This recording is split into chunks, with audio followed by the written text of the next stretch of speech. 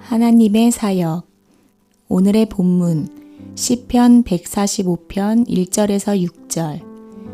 왕이신 나의 하나님이여, 내가 주를 높이고 영원히 주의 이름을 송축하리이다. 내가 날마다 주를 송축하며 영원히 주의 이름을 송축하리이다. 여호와는 위대하시니 크게 찬양할 것이라. 그의 위대하심을 측량하지 못하리로다. 대대로 주께서 행하시는 일을 크게 찬양하며 주의 능한 일을 선포하리로다. 주의 존귀하고 영광스러운 위엄과 주의 기이한 일들을 나는 작은 소리로 읊조리리이다. 사람들은 주의 두려운 일의 권능을 말할 것이요, 나도 주의 위대하심을 선포하리이다. 하나님의 사역. 본문은 다윗 왕이 하나님과 하나님의 이름을 찬양하고 있습니다. 다윗은 하나님이 행하신 일들을 선포하고 찬양합니다. 다윗 왕은 하나님과 매우 친밀한 사람이었습니다. 그는 말씀과 기도의 사람이었습니다. 하나님을 찬양하는 자였습니다. 다윗은 양을 돌보는 목동에서 이스라엘이라는 국가의 왕의 자리에까지 앉았습니다. 그는 하나님께서 자신과 함께 하셨기에 자신이 왕이 되었음을 인정하고 고백합니다. 자신의 경험을 통해 하나님께서 행하시는 일이 무엇인지 알게 되었습니다. 그것을 알고 믿은 다윗은 그의 평생에 하나님과 하나님의 이름을 송축하며 그분의 행적을 찬미합니다. 오늘은 하나님이 행하신 크고 위대한 일, 하나님의 사역에 대해 배워보는 시간을 갖겠습니다. 1. 하나님의 5가지 사역. 2. 하나님 사역의 2가지 구분. 3. 각 위격의 대표 사역. 4. 신구약 성경 모두 창조주 하나님과 구속의 하나님을 예배함. 1. 하나님의 5가지 사역. 하나님은 성부, 성자, 성령, 삼위일체로 함께 사역하십니다. 성경에 게시된 하나님의 사역은 5가지로 분류됩니다. 계획, 창조, 섭리, 구원, 완성입니다. 1. 하나님의 영원한 계획. 스스로 존재하시는 하나님은 한계가 없으시고 완전하시며 성부, 성자, 성령, 삼위일체이신 유일하신 하나님입니다. 하나님은 자기의 기뻐하시는 뜻을 따라 영원한 계획을 세우셨습니다. 하나님의 영원한 계획은 작정과 예정으로 나누어지는데 모든 피조물에 대한 계획을 작정이라 하고 인격을 가진 인간과 천사에 대한 계획을 예정이라 합니다. 2. 창조. 하나님의 사역 2번째는 창조입니다. 하나님의 영원한 계획을 따라 영적 세계의 천사들을 만드셨고 물질 세계와 인간을 만드셨습니다. 시간과 공간도 창조에 의해 생겨났습니다. 3. 섭리. 하나님이 하신 3번째 사역은 섭리입니다. 하나님은 계획하시고 계획대로 창조하셨고 만든 것을 계획대로 경영하시는데 이를 섭리라고 합니다. 섭리는 창조의 목적에 맞게 만물을 유지하시는 보존 사역과 하나님의 기뻐하시는 뜻을 위하여 만물을 다스리시는 통치 사역, 그리고 하나님이 제1원인이 되시고 피조물을 제2원인으로 삼아 하나님의 기뻐하시는 뜻대로 보존하고 통치하시는 협력 사역으로 나뉩니다. 4. 구원. 하나님이 하신 4번째 사역은 구원입니다. 성경은 구속사적인 관점으로 기록되어 있습니다.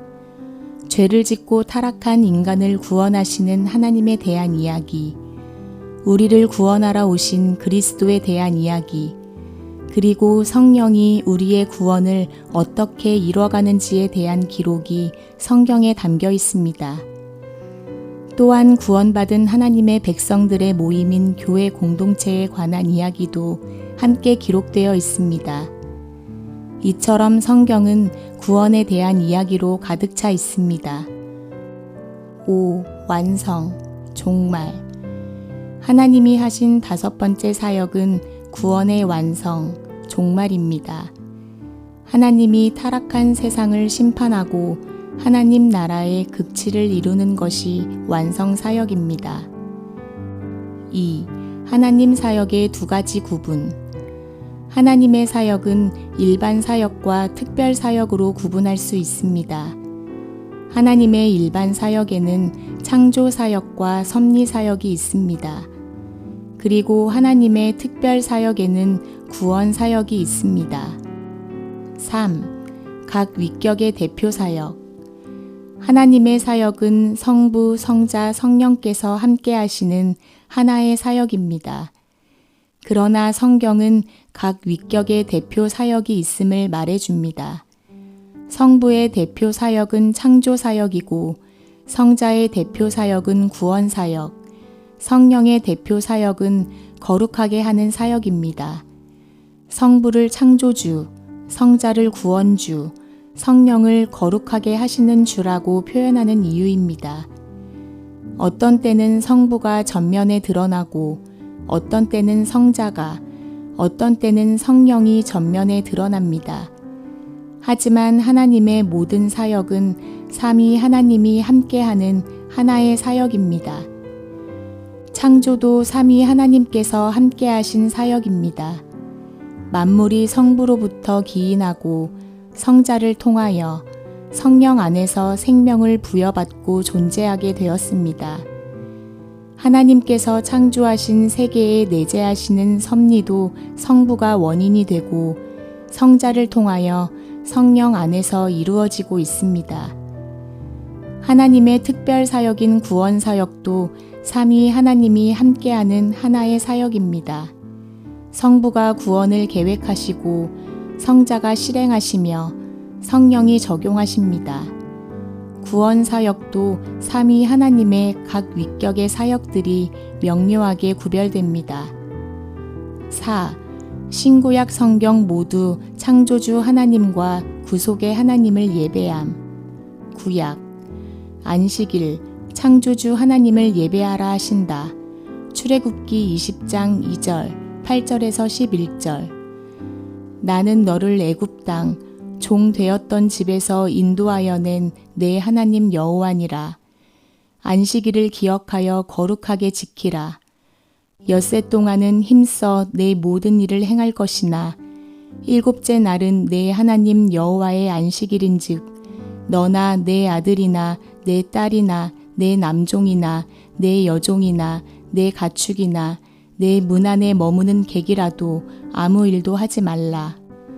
이는 엿새 동안에 나 여호와가 하늘과 땅과 바다와 그 가운데 모든 것을 만들고 7째 날에 쉬었음이라. 그러므로 나 여호와가 안식일을 복되게 하여 그 날을 거룩하게 하였느니라. 출애굽기 20장은 하나님이 이스라엘 백성을 애굽으로부터 구출하시고 시내산이라는 곳에서 언약을 맺는 장면입니다. 하나님은 모든 만물을 창조하고 7째 날 쉬셨습니다. 그리고 쉬신 그날을 복주시고 거룩하게 하셨습니다.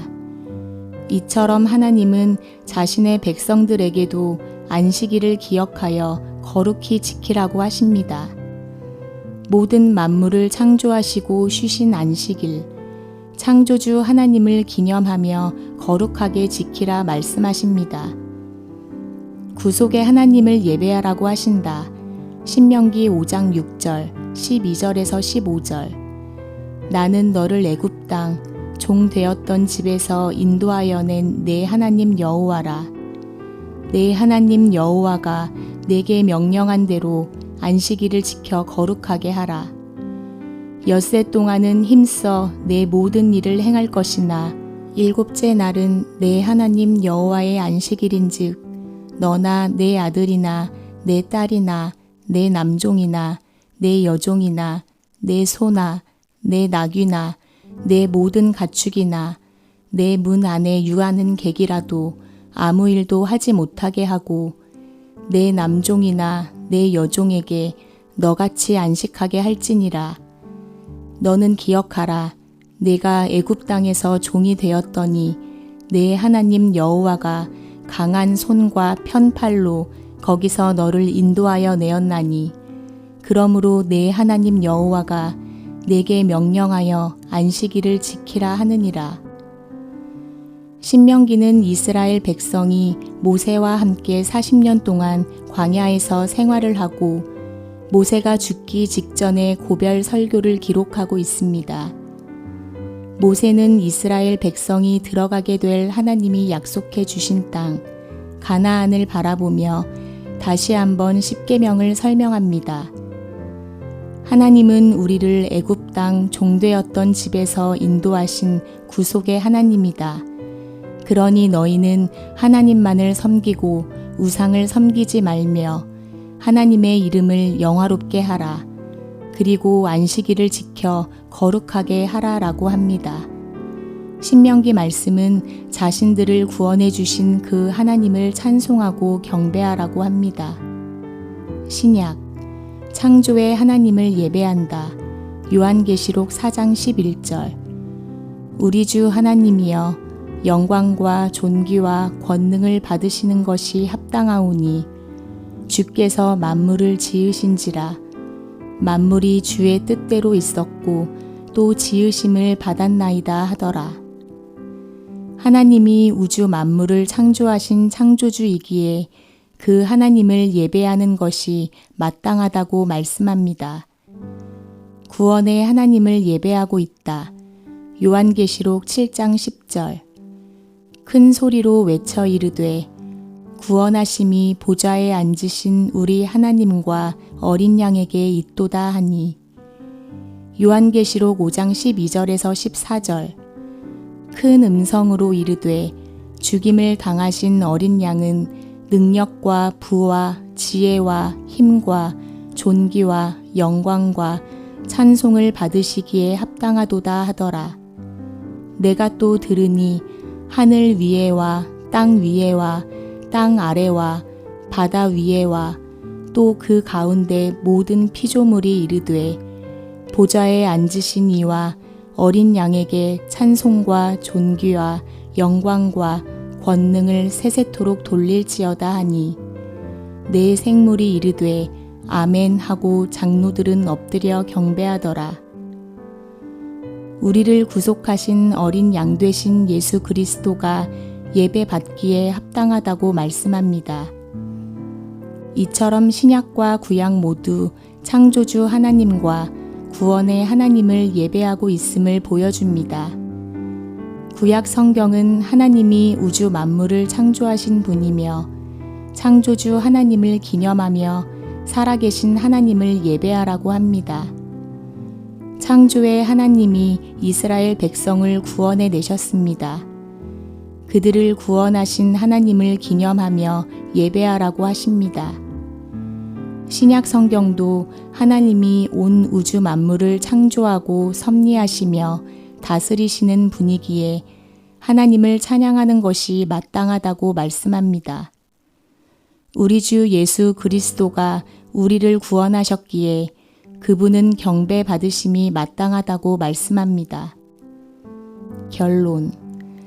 하나님이 누구이고 무슨 일을 하셨고 지금도 하고 계신지 모르고서는 하나님을 바르게 예배할 수 없습니다. 본문에서 다윗이 하나님과 하나님이 하신 일을 찬양할 수 있었던 이유는 다윗은 하나님을 바르게 알았고 친밀한 사이였기 때문입니다. 하나님께서 자신에게 행하신 모든 일을 하나하나 체험하고 그분의 위대한 일을 경험했기에 하나님을 신실하게 경배할 수 있었습니다. 우리가 하나님을 바르고 신실하게 예배하기를 원한다면 하나님이 누구이시며 하나님이 무슨 일을 하셨는지를 잘 알고 이해해야 합니다. 그때 하나님을 더욱 잘 경배하고 신실하게 찬양할 수 있습니다. 더 나아가 하나님의 나라와 의, 그리고 하나님의 영광을 위해 살 수 있습니다. 다윗처럼 하나님과 하나님이 하신 일을 크게 찬양하기 위해 우리도 두 가지를 실천해 봅시다. 첫째, 다윗처럼 하나님을 잘 알기를 힘씁시다. 하나님의 이름, 하나님의 속성, 삼위일체의 하나님을 묵상하며 하나님이 하신 사역도 바르게 알고 배워갑시다. 둘째, 그 하나님을 경배하고 찬양합시다. 하나님의 이름에 감사하며 하나님께 나의 손을 들고 찬양하며 행하신 크고 위대하신 일을 묵상하고 선포하며 찬양합시다. 일생 동안 하나님으로 기뻐하고 하나님을 기쁘시게 하는 복된 우리가 되기를 주님의 이름으로 축원합니다.